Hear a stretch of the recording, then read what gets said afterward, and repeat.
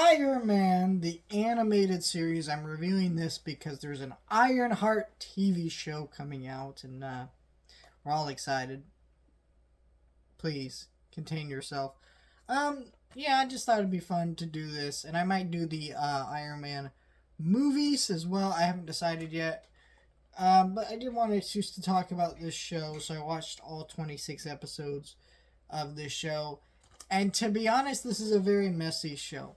So in the 90s, Marvel was kind of in a weird place. It's very famous that Marvel went bankrupt and had to sell off a lot of their licensing to other characters. That's how Sony ended up with the Spider-Man rights, and for the longest time, Fox ended up with the X-Men rights, Fantastic Four stuff. But what was actually keeping them alive in the 90s before that was a lot of these animated shows.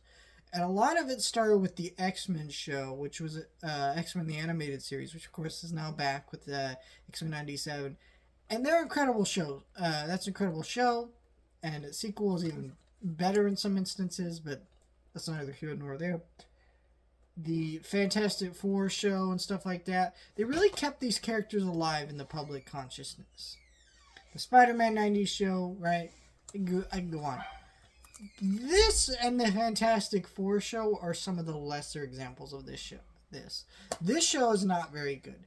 I think that it's fine at capturing Iron Man's villains, but I really don't get a lot out of Tony Stark as the character. You really don't buy him as a genius in the show, because they really don't do a lot of time to build up to that. Also, the show is very awkward, where halfway through the season is when they finally give you Iron Man's origin. And keep in mind, some of you might be saying, what's wrong with that? Well, this was before we had Iron Man movies. So this might be your first version of Iron Man you're ever being introduced to, especially as a child.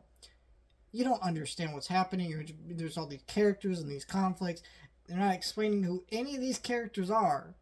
And so it just makes for a very clunky, not well done show. It did get better as it went along, especially if they give you that origin and you understand some of these characters a little bit more. But overall, it's a very clunky show. Animation's cool, and not Iron Man suits don't always look great, but when they do, it's fun. And I enjoyed the characters somewhat in the show, but it did feel like, man, so different watching this, knowing what Iron Man is in the movies and things like that, because the show, does a better job at capturing villains like the Mandarin and stuff, but at the same time, it's just so clunky and not put together well thought out. Let me know your thoughts, like, share, and subscribe.